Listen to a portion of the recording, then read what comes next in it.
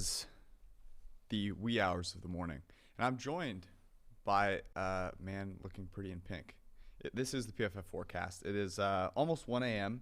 on the East Coast. This is the live post-Sunday night forecast. The rain delay. If there was ever a game to delay by an hour to get to watch the second half of, that was not it. We just finished Chiefs-Bills. We're going to talk a little bit about two of the teams that dominated and a couple of teams that faltered this week. Bills and Chargers dominating. Tom Brady getting back on to the pace that we expected, and then the Chiefs looking really, really bad. And then, of course, we will guess the Week 6 lines and talk about our favorite bets. Let's start with the Chiefs. How worried? They're basically – you got to get within striking distance of the Chargers and get back to me at this point. We talked about last week. You asked me who I thought was the best team in the AFC, and I said Buffalo. Which, by the way, was a psychological hedge for tonight, but we won't even talk about that. I was a little tired, but our simulation going into the week did have Buffalo with the second highest odds to win the Super Bowl. Yeah, best chance of any team to win their division going into this Best week. chance of any team, and we talked about that on the live show. They right now, after doing like a quick subset of our simulations, have about a 42% chance of getting the 1 seed, and a lot of that is stemming on the fact that the Bills have the easiest division in football. The Chargers are awesome, but they're going to have to go through the Broncos and the Raiders and the Chiefs one more time.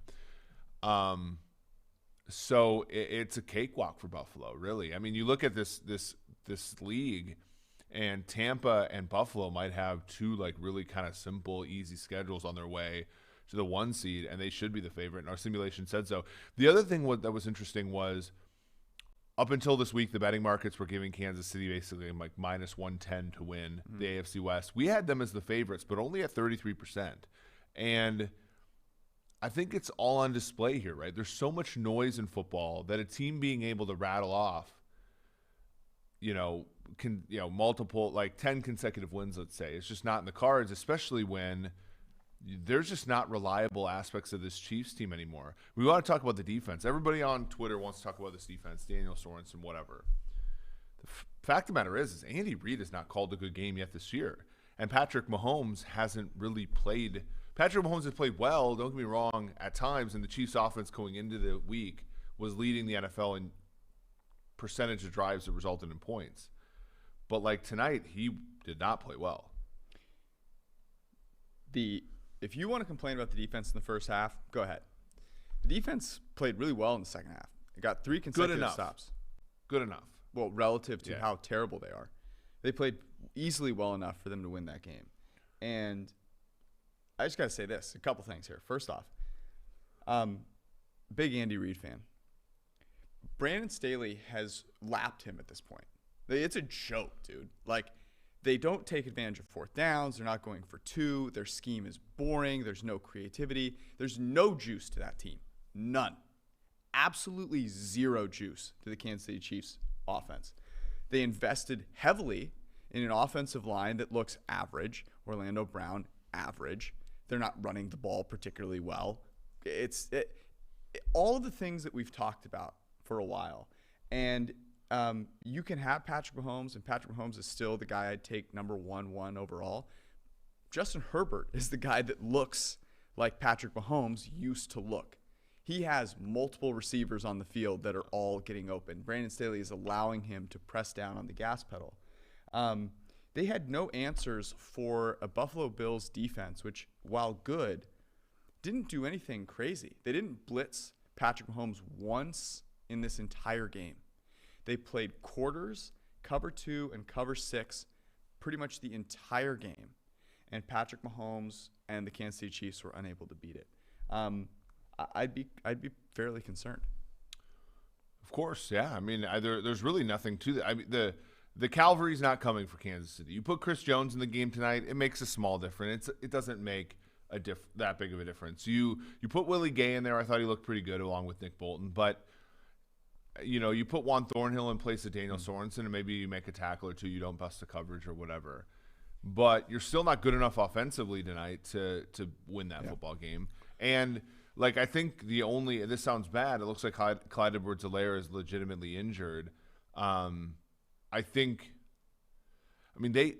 Chiefs cannot afford to waste downs running the football to Clyde Edwards-Helaire. It cannot do it anymore. And they can't waste second and long runs. They can't waste.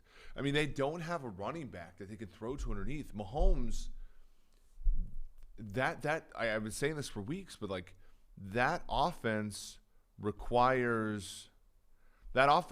needs to require a dump off running back, a guy that can bail Mahomes out from taking the hits he's taken, from having to skip passes when no one's open.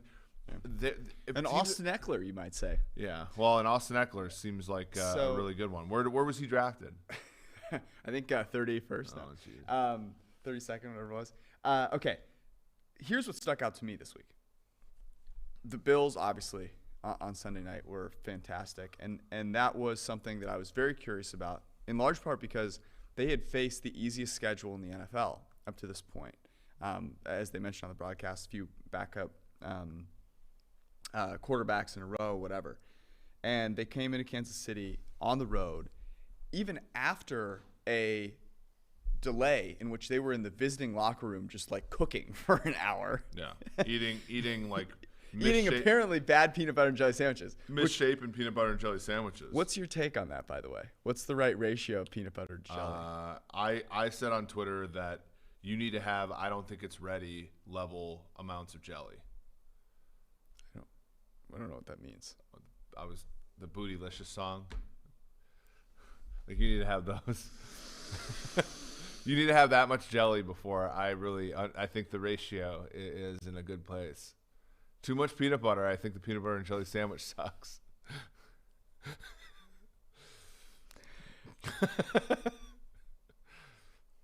That was not what I was expecting. You just pulled out a Destiny's Child reference.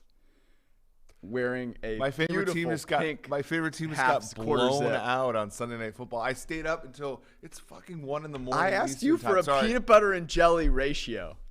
Yeah, and you gave me a Destiny's Child reference. On the side of I just want to know how much jelly you're putting on a peanut butter and jelly sandwich. I even gave you great bounds. I said err on the side of I don't think you're ready for this jelly. Err on it. Okay, so what you're saying is over 50% over jelly. 50% jelly. Okay. Err on that. Okay. God help us all. Are you more impressed by Justin Herbert and the Chargers or Josh Allen and the Bills? I told you before this podcast I wasn't going to make it about Kansas City. I am more impressed, though, with the Chargers. The Chargers took Cleveland, and I said the Chiefs took Cleveland's best swing in week 1, but it wasn't true. This Sunday, it was Cleveland's best punch, and Cleveland had a 2-touchdown lead. Think about all this stuff Staley did. He went for it in 4th down on his own end multiple times. He went for 2 when they were down 14 to get it to 6. He just did everything right, and then Herbert was amazing. So, like, the issue I have with the Chargers, their defense sucked, and they couldn't tackle, and Kenneth Murray was out, and they couldn't get that great of a pass rush. Buffalo, their defense played fantastic tonight, and has played well almost all season. This is the first really good opponent that they've done it against, but it wasn't the Chiefs' best punch. But going into Arrowhead and winning, look, I think it's basically neck and neck, but I would lean Chargers. I still think Buffalo should be the favorite in the AFC, though. I just think the Chargers made me go, okay, again this week, in a big way. The thing that sticks out to me with Brandon Staley and the Chargers is when you have someone that confidently goes into – there's a difference between going for a 4th down where you're like, I don't know, okay, I guess. Like the Chiefs today at the end of the first half? Yeah, but the Chiefs didn't even get there, right? There's a confidence to the way that the Chargers and Brandon Staley – and that is – Justin Herbert played like that last year, but now the rest of the team is doing that with him. And he looks even better than he did last year. He was fantastic today. He's a top 5 graded quarterback, pending review through 5 weeks. And they didn't even get like a great game from Keenan Allen. They have so many different players that are making plays on that team. They have third and fourth options, unlike the Kansas City Chiefs.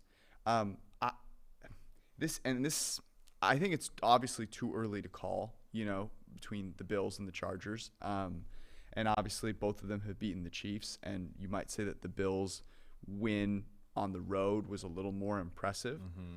Justin Herbert is playing better football than, you can put him up with any quarterback out there, maybe Tom Brady. But Justin Herbert has been as impressive as anyone is right now. And Darius Butler said this on the PFF Live show, Justin Herbert MVP. That's who would get my vote right now. Mm-hmm. Yeah. And I wouldn't have to think about it. And Brandon Staley would be coach of the year, and I wouldn't have to think about it. Yeah.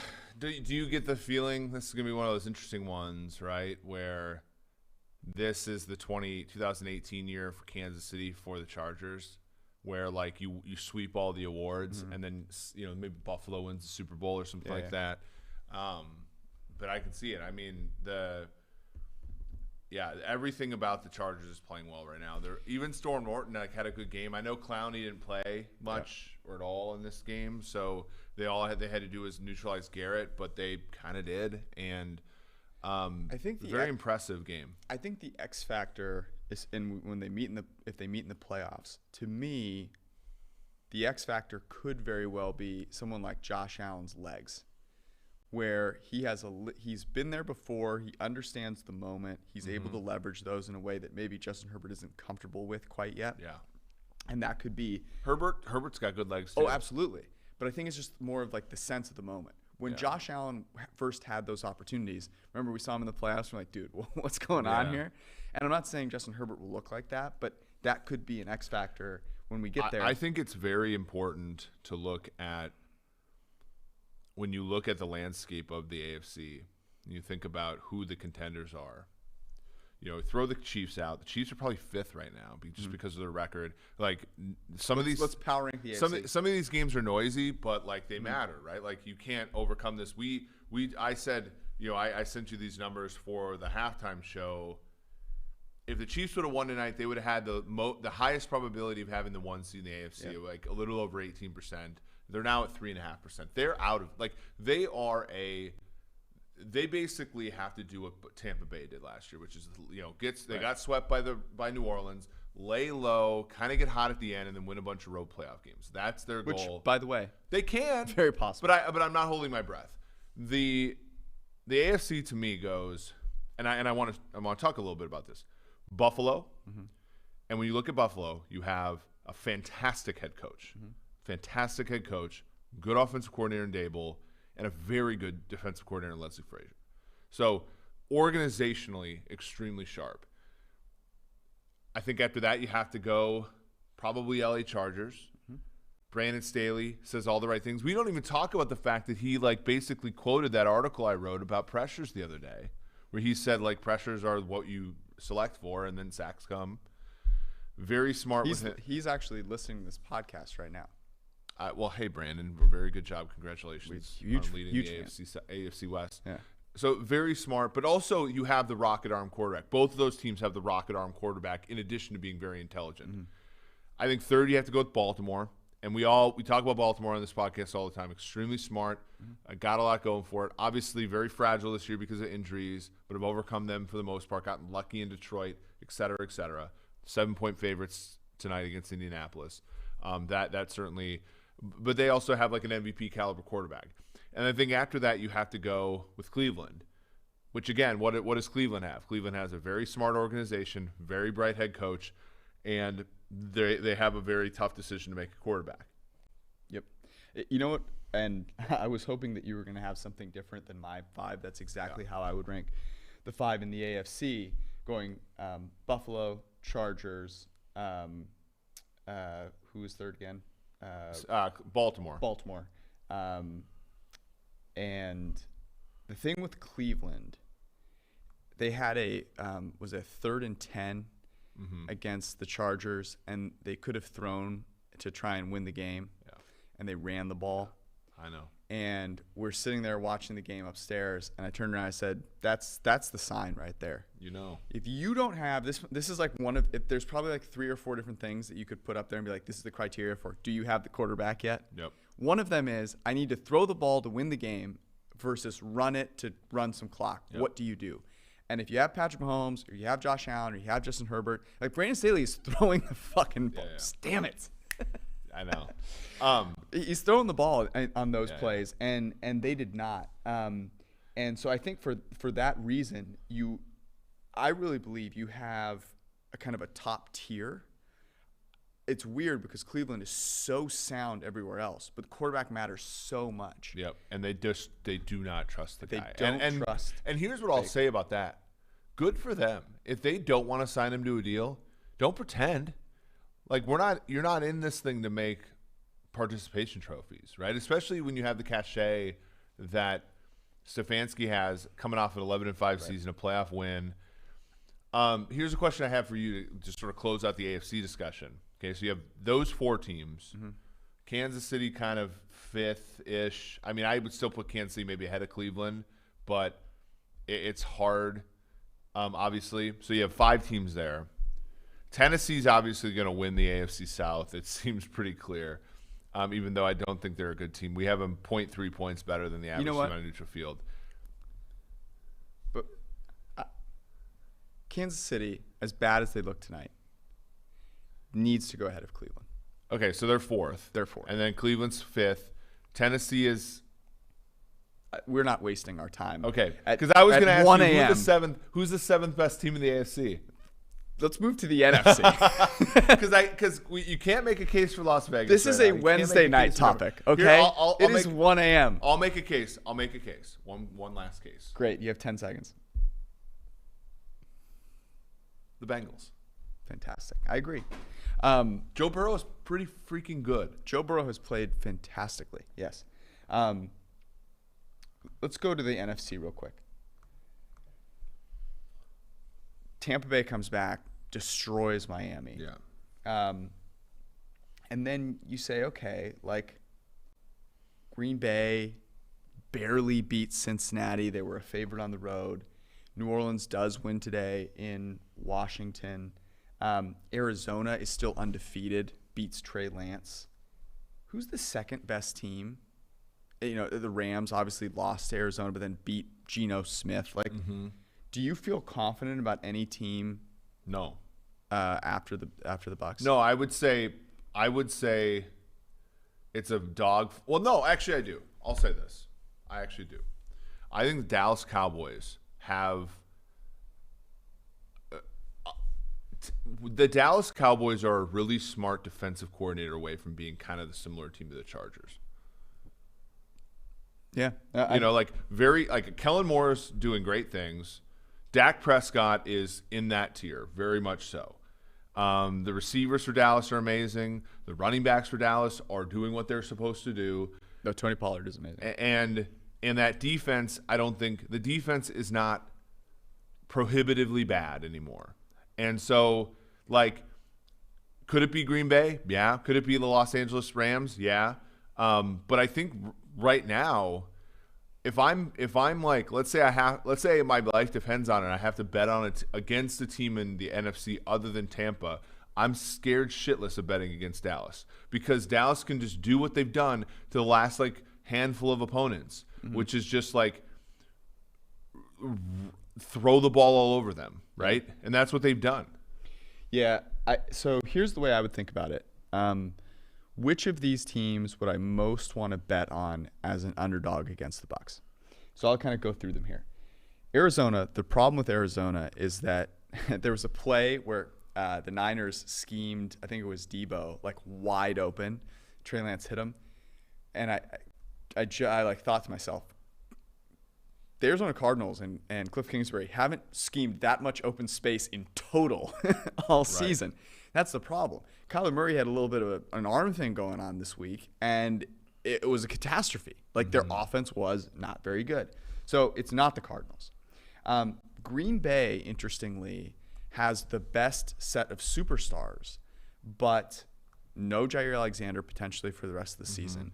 And they have only Devontae Adams. And that makes it also a challenge. Is that a design flaw by LaFleur? Because I've always given LaFleur a great deal of credit. In fact, there was the whole Thursday night game when I said LaFleur is a lot better than McVay, and then the Ben Baldwin tweet where it showed that McVay had dumped the most probability on fourth downs, and LaFleur was fourth best at not doing it. Part of me is saying, well, look how good he can be when they only throw to Adams, right? Adams has 40% of the targets or whatever. But at the same time, you're on year 3 and you still haven't developed a third guy. So to me, it's or a second guy. The way I would say that is there's a difference between beating the Bengals and throwing only to Devontae Adams and beating a team at full strength that's very good and throwing only to Devontae Adams. I think that's where I would draw the line. Now, I still think that the Packers are ahead of the Cardinals with respect to my willingness to bet on them as an underdog to the Tampa Bay Bucks. I then go to the Rams, and I put the Rams and the Packers kind of right there together. But I'm with you in that the Cowboys deserve to be in that group with them, in large part because they have all of the pieces that you need from an offensive standpoint. We saw them in week 1 against Tampa Bay clearly not know how to defend against Tampa Bay. But I think that's the group there. That being said, it's not nearly as clumped together, I think, as the AFC is. Hey, here's a question before we get to week 6. You have to start a franchise with a head coach. Who is it? Right now, this sounds, cliche or whatever. We also don't know his warts. The clear ones are guys like Staley, McDermott, Harbaugh, Reed, although Reed's older and Reed is not in my top 5. Yeah. Belichick's obviously older. I would say right now, given the bigger track record, I'd say Sean McDermott. Okay. But it's close. I am a huge Kyle Shanahan fan in terms of what he does from an offensive scheme perspective. I've not fourth downs. Having a coach that is actually willing to listen to mathematics is a humongous edge. There are no coaches out there that are doing that. But McDermott does, though. His consistency, not with Staley's consistency. Yeah. We haven't seen. So I will say this. Yes, if you can assure me that Staley stays the same forever and ever, and none of this stuff influences him, then he's a shoo-in for this spot. McDermott has a 4.5-year track record of taking a team from gutting a team, building it up the way they want to, having conviction about a quarterback, sticking with him. He's a defensive-minded coach, but so is Staley. So I break my rule there. Isn't that crazy though? Yeah. We've been talking about how I only want to hire an offensive guy, but Staley is a guy who played quarterback and has his defense was also trash today. Has become a defensive guy, but clearly is thinking about the offense. No, he gets it. But I will say the Bills have gotten it. You never watch a Bills game and you're like, what the hell are you doing? Never. I have for 3-4 years. The only time I ever was exasperated watching a Bills game was when Josh Allen was doing that stupid flipping the ball and all that stuff. But now it's they, and I got to go back and look because obviously I could be wrong, but my impression of the Bills, they tackle, they keep things in front of them. And I was texting with our friend Seren Petro, who listens to the show, and I said the Bills are just disciplined, right? It takes discipline to sit in this too high stuff against Kansas City all game, right? It takes discipline. It takes discipline, by the way, to take 3 games against bad teams over the last 3 weeks and just fucking handle business, especially when your quarterback has not played well. This is the first game Allen's really played a great game this year. And so I'll go, but it's close. Staley's amazing. There's no doubt about it. I want to give the Bills a shout out because I think they don't get talked about enough for how well they're run and how well the whole coaching staff works together. I think Frazier, a very good rebound from a tough head coaching tenure with the Vikings, tough defensive coordinator stint with Tampa Bay. I think he's been great. I agree with you. I don't know that McDermott would be number 2 for me, although he deserves to be in the conversation. Yeah. I am curious whether the way we've seen Kyle Shanahan coach in San Francisco has been a direct result, because Brandon Staley has Justin Herbert. Mm-hmm. Kyle Shanahan has had Jimmy G and whatever the child that is Trey Lance is right now, okay? So you have not seen him come into a place with a quarterback that has that kind of ability, which gives you the confidence to do the right thing. So I am curious, because there is no doubt in my mind that Kyle Shanahan, from a scheme perspective, is the guy that I want there. McVay has proven to be way too conservative on 4th downs. He would not be my choice there. I would think John Harbaugh would be in that conversation for me. But right now, if I had to start a team with one coach, it's Brandon Staley. When he talks, he gives me the most confidence of any coach in the NFL that he knows what the hell he's doing. Yeah. And that's saying a lot. Yeah, that's a good point. My thing with Shanahan, and I will. You hate Shanahan. I do. No, I'm just kidding. Well, my thing with Shanahan is I'm impressed by – the interesting thing is I'm impressed by how efficient he can make guys like C.J. Beathard and Nick Mullins. The only problem I have is, like, the stakes are kind of low there, right? Like, when you're, 3-7 or whatever, and you're trying to show off or whatever, like, it's different, right? And, like, he has at times, like, made bad decisions that you wonder – but they all make bad decisions. Like LaFleur made a bad decision in the NFC title game, and I still think he's a fantastic coach. So I think that their run pass splits are a little bit too unbalanced, and that's what makes them look bad in our metrics and stuff. But he's obviously great. I don't have the expertise to say, like, oh, he's calling this play really well, or he's writing this play really well and stuff like that. Like, that's obviously outside of my view, but, like, I would have liked to see a little bit, I think today's game was really frustrating, for one. By the way, I should say that the real answer to which coach should you start with is Tom Brady. If you can start any team with a head coach, it's Tom Brady. In the MVP conversation, I said, look, I think Justin Herbert deserves the vote, but it's more of a surprise based on how much he's ascended. The player, I think, still that has played the best so far on its totality this season is Tom Brady. 18 big-time throws, 0 turnover-worthy plays, and fewer than 10 sacks. It's amazing. I mean, he's the only guy with over 14, I think, big-time throws. There's not a lot of negative things that happen in that offense. He's insane. I mean, the way he played today was incredible.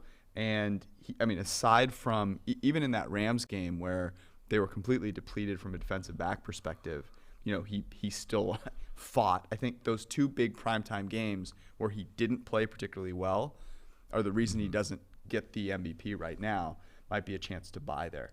Before we get to week 6, reminder, you can subscribe to this podcast here on Apple, Spotify, wherever it is, or YouTube. Share it with your friends. Smash the subscribe so you get a little notification when new episodes come up Wednesday evening and Sunday evenings. And head to pff.com. At this point, we're talking Monday mornings. True. Good point. Well, if you're on the West Coast, if you're on the best coast. The best coast. I want to be a West Coast dad so badly right now. I mean, you're dressed like it. I am dressed like it. Go to pff.com and get yourself prepared for week 6. We're going to talk about week 6 games here. Take a look at the early spreads. If you have start-sit questions, you know who to pick up, what fantasy players to start. Definitely don't listen to me. I always get it wrong. So go to pff.com and figure it out. I always hijack my brain, and it does not work out well. Get 0 to 100 grades for every single player, and a heck of a lot more, plus all of the premium content for just $9.99 with the PFF Edge subscription. If you want the props tool, which just prints money, the betting dashboards, DFS Optimizer, that comes with an elite subscription, which both of us highly recommend. So go check it out at pff.com. And if you're looking to place a bet on a game, might I advise going to DraftKings and the DraftKings Sportsbook. Use promo code PFF there, and when you bet $1 on any team to score, which is going to happen. You will get $100 in free bets at DraftKings and the DraftKings Sportsbook, the official sportsbook of the NFL. Remember, you must be 21 or older, New Jersey, Indiana, Pennsylvania only. New customers are the ones that are eligible. Minimum $5 deposit, $1 wager required. One per customer. Restrictions apply. See DraftKings.com/sportsbook for details. If you have a gambling problem, call 1-800-GAMBLER.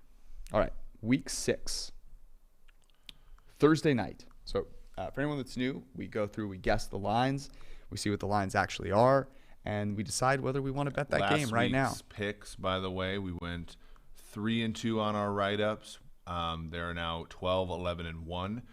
We actually got our first game last week that did not get closing line value all season. Or no, that got negative. We had San Francisco plus 4.5. That closed at plus 5.5. So our picks are averaging about 0.9 points of closing line value per pick. So not a bad start, even though the results have been interesting. Our locks of the week are 3-2. We did lose not the Cleveland side of the teaser, but the Seattle teaser, which was garbage. Yeah, that was such garbage. A good pick. It happens. I mean, it was a great pick, and Tyler Lockett falling down even without Russell Wilson, like that was the whole timing of it. It happened before the 2-minute warning. It happens after the 2-minute warning. They're taking knees. But closing line value, the altar at which we pray. The Jets, I said today, they're 5-0 closing line value. Oh my God. The Cleve champions. The Jets mercifully, they don't play got the over for us. They don't play this week. Oh, thank God. Because if they did, we were going to have an intervention. Yeah, we can't do the Jets anymore. Okay, Thursday night football. Tampa Bay goes to Philadelphia. What did you have this at? I had Tampa favored by 7.5 on the road. Oh, interesting. That doesn't seem high enough. I had Tampa Bay 11.5, so this will be interesting. What is it? 6.5. Whoa. Okay, so it's juiced towards 7, so it's probably more like a 7. Yeah, Pinnacle thanks for making me feel better. I'm 5 points off. Pinnacle's trying to make you bet on the Bucks here. So what am I not seeing? Injuries in Tampa secondary, spunky wide receivers for Philly. Jalen Hurts. I don't know though, man. I think at the very least we should have some sort of teaser that has Tampa Bay minus a point here. Minus half a point. I think Philly went into Carolina today. Won. They yet to win at home. They went to Carolina today and won a game that was kind of fluky. They got 3 Sam Darnold interceptions. Yeah. Tampa, I don't know, man. Short rest, I guess. Maybe is this? Maybe, I don't know. Like I think Tampa minus on a short week. Who would you rather have leading your team? Nick Sirianni and Jalen Hurts or Tom Brady? Just throwing Bruce Arians out of the equation. Bruce Arians doing a great job of letting TB12 cook and punting a lot on 4th downs, which is kind of tilting. Who's covering? I guess the question is Tampa who's covering receivers Devonta Smith or Jamel Dean played. Richard Sherman's playing. All right, fine. Let's go. Let's not make this hard. Let's just go Tampa minus 6.5. Let's keep this rolling. I need to get back on 5 points off the market. This is a great start. Here we go. Need some sleep. We're coming in on 1:20 a.m. Miami goes to Jacksonville. No, they do not go to Jacksonville. Miami and Jacksonville are both going to London, where they should probably stay. I have the Jaguars plus 4.5 here. Oh wow! See, I do not think is Tua coming back. Do we not know? That's a question. I don't see the line here on Pinnacle Sports. I don't see it either. In fact, there's a lot that we don't see. I said because if it was Jacoby Brissett, I said Miami be favored by 2.5. Okay. Jacoby Brissett is his comeback against before Sunday night. Vegas Raiders. Before Sunday night, it was 3. Okay. Per at Golf Odds, Jeff Sherman, who is the VP of Risk Management at the Westgate Superbook. Yeah, I mean -3 seems fair. Do we want to talk at all about this game? Nope. Okay, let's move on. Kansas City, your Chiefs are going to Washington. My Chiefs are thick and thin here. We're going to Washington to play the Washington football team, who notably did not beat the New Orleans Saints. As we what's Washington's record? Not good. Oh, interesting. their quarterback also, I don't know if you know this, got injured and halfway through week one. Heineke's about the You same cannot stats. take a victory lap. I can't actually because their defense is dog shit. That's what I said before the season. No. You don't get to victory lap for a team that lost their starting quarterback. You do not. You do not. You do not. Absolutely no way. Is the money still green when the quarterback gets hurt? You cannot. For a guy that sits up there and cheers when players go under their prop because they get injured, you are not allowed. I do not cheer. I make a note that they've gone under their prop. Interesting. Yeah, I do not cheer. Stop making me look like a monster. I don't. You cheer. can't look like a monster. You look like the Easter Bunny.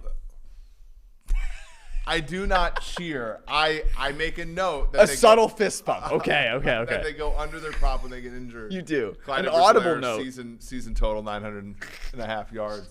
I do not. That was rude. That was rude. That was rude. I don't Yes. cheer. You I don't. make a note of it. But You like, the point of it was that they were fragile and their defense sucks. And their defense did suck. Jameis Winston went straight Jameis on them. 15 completions, 4 touchdowns. Do you know? This was a great spot for the Saints. The Saints beating Washington is not proof that Washington is bad. Okay. But they're still 2-3. Yes, and they lost their starting quarterback in the first game of the season. How much better is Ryan Fitzpatrick than Taylor Heineke? A decent ways better at throwing the football, which is important. Well, this is a slump bust. What did you have Kansas City at? I have Kansas City as a 7-point favorite. I had 9.5. It is 7. Okay. I'm back at it. Back at it. Just You're back nailing at it. See, look at me overrating my favorite team. Yeah, I'm shocked by this. Now, I wonder. These lines are from pre-Sunday night, so I don't know what it is right now. I mean, if you give me a 6.5, I'm pounding it. I'm sorry. We need an official. I don't see it on. Do we have it on Bet Online here? Bet Online. Go might look be if you can find it. I mean, my take is that you wouldn't necessarily move the line based on this most recent game. Yeah, I'm seeing 7 still.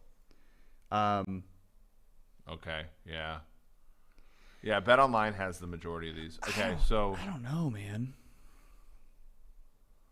I mean, look, they can't stop anybody, and the Washington football team's offense has been pretty spunky. So the Washington football team's offense is not why they're bad. It's their defense is why they're bad. But the Chiefs, I mean, like, it has to be said, the Chiefs' offense was terrible tonight, and like It was not good. they don't have there's an easy way to beat them. Now, I don't know if Washington's going to beat them, but and 7's a lot. Let's just ignore this game. Let's move on to another game. Yeah. The Los Angeles Rams going to New York to play the Giants. Now, Yeah, I'm guessing there's like no line for this. No, that's up now. It is. Yeah. So is this assuming that Daniel Jones is playing? I think this is just assuming that the difference between Daniel Jones and the neck are not that high. Really? I mean, Daniel Jones has played well this year. I had the Los Angeles Rams in New York giving 9.5 points. Yeah, this was before Jones. I said 8. Okay. But it's 10.5. That seems fair. I think there's a little bit of uncertainty about him, certainly. Yeah, I mean, he was staggering off the field. Like, who knows if... So would you take this now? Rams? I would not take the Giants, no. I'm not taking the Giants. I'm not laying it with the Rams either. Stafford's not. I think the Giants' defense is still underrated despite what happened today. Dallas's offense is a really good offense. Dallas's offense is better than the Rams' offense. So I think Fair. people are overreacting to what could happen to the Giants' defense against the Rams because of what they saw Dallas do to them. Houston, God, there's some bad games this week. Houston travels to Indianapolis. Yeah, Indy plays have? tonight. What'd you I'm have on this? off here. I said Indy minus 6.5. Oh, that's what I had too. We're It's off. 10. Could we take Houston? Do we buy Houston? Houston will at least try. I know we said no Houston this year, but I feel like Houston will try. I am surprised by this line. What's the difference between Indy and New England? New England has a better quarterback. Yeah, I was gonna say. I mean, like I don't. Damian Harris will fumble. What maybe Jonathan Taylor? New won't. England's offensive line was banged up, but so is Indy's. Yeah, let's take Houston plus the points. Texans, baby. Indy's defense is not as good as fucking I New England. say what you want about the Houston organization. They play hard. David Culley's out there getting these dudes to they play. play hard. And Brandon Cooks is auditioning for a new team. So, God, could Cooks go to the Chiefs maybe? Does he play offensive line? No, he plays safety for Daniel Sorensen. Poor guy. God, Daniel Sorensen's getting roasted. Looks like it's not you his out fault. there. Spags. Looks like you out there. Cincinnati goes to My hip's better Detroit. than that, Cincinnati goes to Detroit. Oh, another great game. Another great game. I have the Detroit Lions getting 3.5 points at home. Did I put this one down? Oh, I forgot to put this one down. Okay. Well, I already see it. So Detroit is getting 3.5 at home. Ding. Just cooking over here with gas. I think that's the right line, obviously. Yeah. I mean, you can't buy Cincy. I don't think here. No, and by the way, the Detroit Lions have just been a cover machine. They play hard. Yeah. They came back to backdoor it. They covered, not only closed, which was 10. By the way, can we dispel all notions of Coach X is a covering machine? Everybody's like, oh, Mike Zimmer's a cover machine against bad teams at home. It's like, no, actually the market adjusts to that shit. Yeah. That's why it opens at 7.5, it closes at 10, and you lose all of those bets when you lay it with a bad Vikings team. Yeah. Rant. It's trends are so tricky because they sound so good, but there's a reason they sound good. Yeah. It's like did Teddy Bridgewater cover this week? Oh no, he didn't. He did not. Interesting. He most certainly did not. Okay, let's move on. Green Bay goes to Chicago. This is kind of a good game, an interesting one. Oh, Justin I got this Fields, one right for once. Aaron Rodgers. Okay, I will go first then. I said Chicago gets 4.5. Oh, you and I both got it right. Look at us. I know. Would you lay it with Green Bay here? They're not good enough, are they? I feel like Fields, though, threw for like 111 yards today. Yeah, it wasn't great. Here was my analysis on this game. Green Bay coming to Cincinnati, playing the Bengals, with a fairly pro-Packers crowd. And then going to Chicago, playing a Chicago team. Like, both of those teams are spunky, I think is the right way to put it. And Green Bay is a very good team, but they're not a team, in my opinion, that is going out there and, like, whooping behind, against spunky young quarterbacks. They kind of haven't been for a while, right? Like, even like last year they had some pretty good games. Yeah, but last year, yeah. But like for the most part, they were kind of grinding some of these games out. I feel like this is kind of another one. I mean, there's no way I could take the points with Chicago, but fair. Okay. A lot of totals in the 40s this week, by the way. What's the total on that game? That game's 46. Thursday Night Football, it's 53. Arizona Cleveland's 53.5, and those are the only two games in the 50s. So we're starting. Oh no, Chargers Ravens is 50. So we're gonna see that kind of equilibrate. Equilibrate. Mm-hmm. Like that word. Speaking of the Chargers and the Ravens, this is the best game of the week. In Baltimore, we see the Baltimore Ravens tonight, obviously against the Indianapolis Colts. Would you have this? Said Baltimore -2.5. Okay. I fairly different than you. I have Baltimore -3. Chargers are +3.5, -120. That is a bet I want to take. You want to take the Chargers? Yes. I know we're buying them high. I know it. And I know they're bad at run defense. But we are really taking so here's a couple factors. And actually there's a guy on Twitter who I interact with, Sharp Value Better, who actually I think this is actually a fairly good, or Deep Value Better might be his name, but who actually documented this. The West Coast to East Coast playing at 1 o'clock thing is now overvalued in the betting markets. West Coast teams, tend to perform. You should not be giving out any extra points, or it's already baked in. It's overbaked in, let's say. So you have that factor.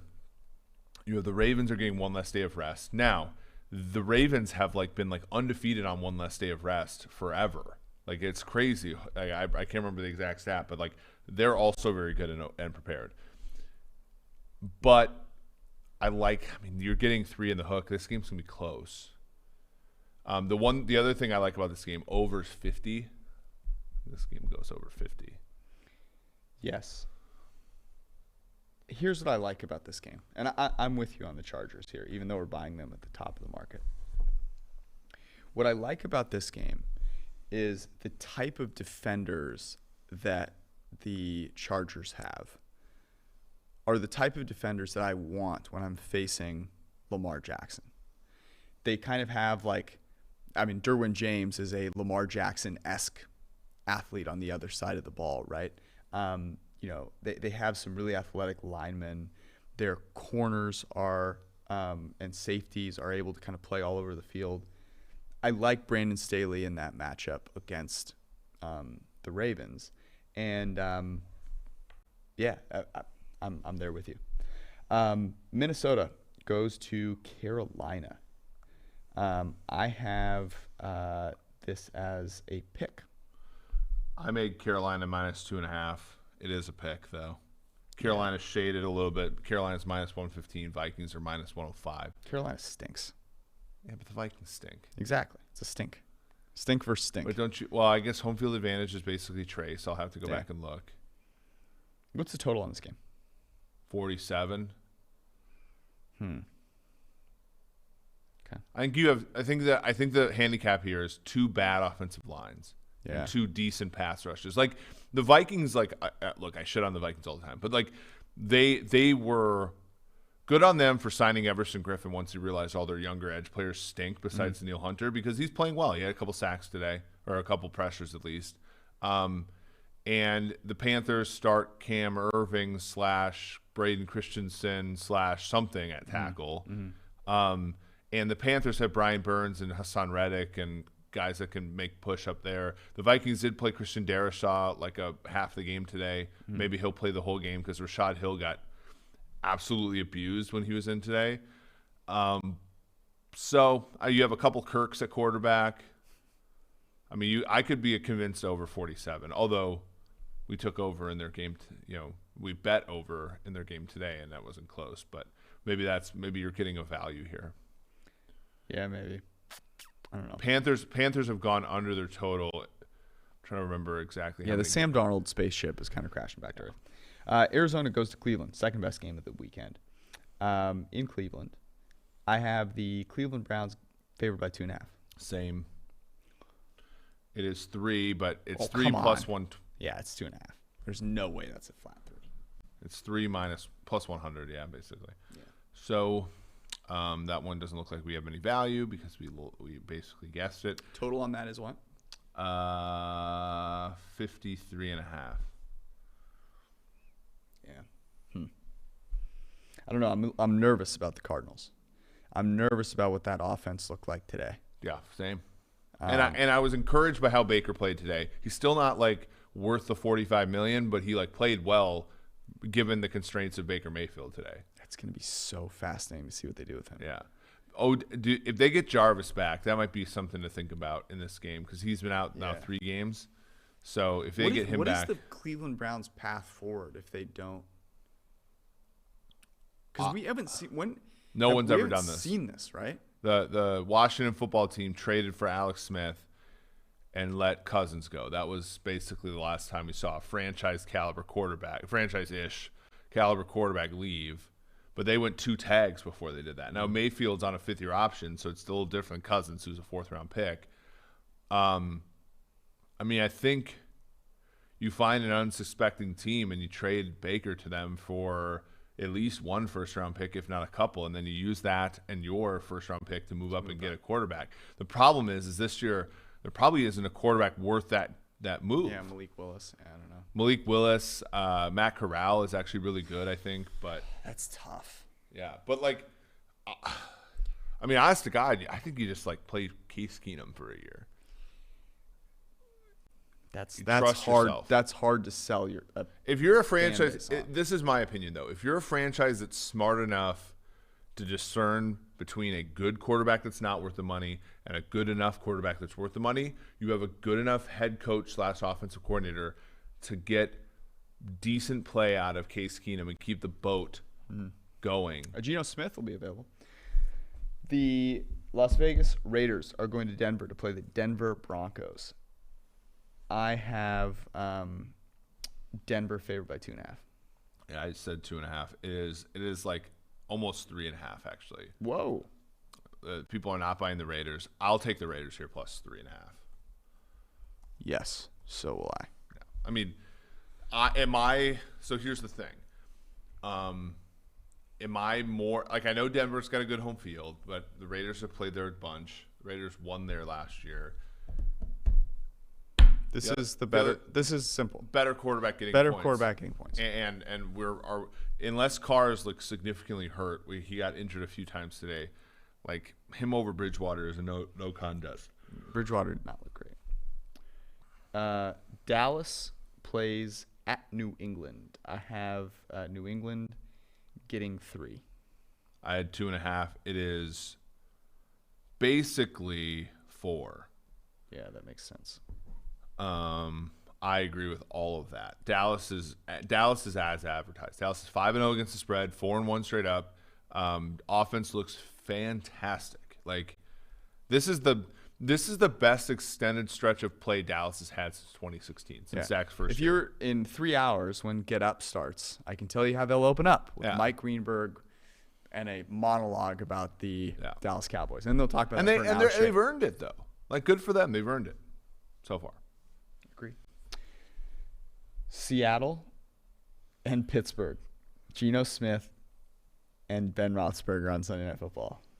God, this is going to be... Maybe we should just do the podcast during... They won't notice. No. They'll be like, yeah. I have Pittsburgh favored by 3. I said Pittsburgh. Probably should be 4.5. Yeah, it is 4.5. Yeah. 4. I said 7.5 Pittsburgh, Oh, my God. but I quickly realized that that's wrong. But yeah. What a disaster. This is tough because Geno looked passable in that game, but there's just no way. I'm not betting. See, here's the problem. I refuse to believe that the Seahawks can craft a game plan to make a bad quarterback look good, because they've absolutely, utterly, completely, absolutely forgotten or ignored or refused to craft a game plan to make an elite quarterback look good. This is fair. Like it's that. So If they go woke on Geno Smith and like start running play action more, start going down the field more, have a good run pass balance, That would be funny. and I would be They trust Geno Smith more than Russell Russell Wilson. so mad. Well, then, yeah. I'm probably not ready to bet on Ben Roethlisberger. Although this week would have been the week. And I fucked that up. Messed that up. Sorry. That game. Oh, my God. Too bad we can't flex yet. Buffalo on Monday night goes to Tennessee to play the Tennessee Titans. I have the Tennessee Titans getting 3.5 points. I said Tennessee plus 2.5, which is I'm short gonna be now. right. Yeah. Do we know what it is? Before Sunday Night Football was 3.5. So Okay. it is at least 3.5. Yeah, Tennessee's terrible. Tennessee not very good. What do you think? This maybe moves out to like 4.5. Maybe. But Tennessee's at home. Tennessee also blew out Buffalo when they played last year in Buffalo. It was a COVID game. It was a COVID game. But it was a COVID game that should have been more COVID for the Titans than it was Buffalo, right? Like, Yeah. The before we talk about the ones that we like the most here, we are sponsored by our good friends at Western Southern Financial Group. If you are trying to find a way to make all of your the light. Yeah, exactly. To help your money grow, Western Southern can help you do that, whether you're trying to buy a home or figure out how you're going to retire, or you just like to you want to have more money. You need a playbook for how that's going to happen. Go to Western and Southern and have them help you make your goals become a reality. WesternSouthern.com/PFF to make that happen. And of course, it's getting kind of chilly. It's going to get kind of chilly at some point. It's kind of warm this week. It's kind of been warm, yeah. It's going to get kind of chilly. And when it gets chilly, you're going to wear a bunch of clothes. You're going to bundle yourself up. You want to make sure that everything is clean all over, right? Manscaped. Oh, that's where I was going. Okay. I was going to try and throw you off the scent. Right. It's also very early in the morning. Manscaped and the Lawnmower 4.0 will make sure that throughout the holiday season and whatever the hell it is that you're wearing for Halloween, that you stay comfortable. Oh, It's yeah. very important to make sure that that happens. I personally use it. I would not tell you to buy something that you would use all over your body unless I had tried it myself. And I still use it, and I'm still here to talk about it. Use promo code PFF at manscaped.com for 20% off plus free shipping. I'll just say this. They greatly improved the battery life. There is a light now, which is also useful. Battery life is the biggest thing. And it's even safer than the one they had before. So I recommend it. Go get it. Okay. Which ones do you like the best here? All right. So I wrote this. So these are the 4.5 I want to go with, 5. Tampa minus 6.5. Chargers plus 3.5, over 50. Houston plus 10. And the Las Vegas Raiders plus 3.5. Yes. Are any of these? So here's a question. So I think the Chargers-Ravens game is going to, I think that's going to get bet up to 51.5. So I think that one we plant our flag right now. Chargers-Raiders can both get to 3, I think, especially because Chargers is already minus 120. Raiders, I think, is going to get there. So I think you plant your flag there. Houston this week, I think it did open double digits, and then it closed at 7.5. So this is another one where Houston has been the side of some of. Also, the Colts are a 7-point underdog on Monday night. So if they get blown out, you're getting a good number here. You're getting a good number here. Yeah, and if Indy wins or plays weird, it's going to be because Baltimore did some dumb thing or whatever, and or didn't perform well. Baltimore's looking ahead to the Chargers. Yeah. Tampa, that thing can get out to 7. It's going to be a public. It's already -7, -108. So maybe we have to say -7 because I'm bet online. But you could see it out to 7.5, right? So let's go Tampa -7. Chargers, that's -120. So we have to make sure we make a note there. And then Houston, we have a problem, +10. I think that's already -115. So you could eventually see that being single digits. And then Las Vegas Raiders at Denver Broncos. So we're AFC West here. We're going with +3.5. That's going to be -120 as well because +3 is even money. But again, those could trend downward if you have injuries or things like that. So any teasers that you like? So you don't have any 2.5s here. Yeah, you do. Cleveland? Cleveland. +2.5 in Arizona. Oh, sure. I see it as a 3, but yeah. Total on that game's 53.5. You don't kind of want it. But you could tease Tampa down to 1, and that's basically it, Kansas City down to 1 as well. Yeah. Tampa, Kansas City. So Super Bowl 55 teaser. Do we really? I mean, yeah, let's do it. I don't actually hate that. And that'd be Kansas City -1, you said? Let's do that. Yeah, I think Kansas City finds a way to win. They're not that down in the dumps here. It is crazy, though, all these statistical trends. Like with the Super Bowl loser just takes a shit the next year, every year. It's weird. And then the 5 offensive linemen change. I wrote about that at the very beginning of the season. And that offensive line does not look good. The offensive line is not their work. Like, the problem is, this is why, and I don't mean to belabor this much longer, but it's what I say every single offseason. If you spend the offseason trying to solve last year's problems, you can. Like, the cap is real, but it's fake for any one move you want to make or anyone. But it matters globally. So, like, all these teams and their fans are like, oh, look at how much work we did here. And then they forget all the other stuff that was, like, noisy just to be good. And you get any sort of regression anywhere else and things pop up everywhere. You're playing whack-a-mole. And so, yeah, the Chiefs' offensive line is not their biggest problem, and that was their goal this offseason, was to take it from their biggest problem to merely not their biggest problem. Problem is everything else popped up again, and unfortunately that means for them they can't win. So, can I give you one more that I like? Tell me what you think about this. Raiders Broncos total is 44.5. After watching those two, right, it did not look good today. That's why it's 44.5, right? Yeah. So what would we need? Bridgewater. Is Denver's O-line good? I mean, they're fine. That they can withstand it. So that would be Raiders. The Broncos Pittsburgh over was 39 and went over. I believe what did we end up with in that game? It was 27-19. Yeah, so I mean 46. you definitely could see like a. Well, like the Raiders game today against the. Yeah, Bears. you're talking about like Von Miller just takes over and like. Yeah. Or Derek Carr just like turtles up for another freaking game. Yeah, I mean right tackle has been an issue for. I was thinking about Colton Millard played decently. Brandon Parker has not played decently. So, by the way, you can see all those grades at pff.com. Okay, our article will be up probably when you're listening to this in the early morning. Thank you guys for hanging out. We love you all. We'll see you on Wednesday night. Peace.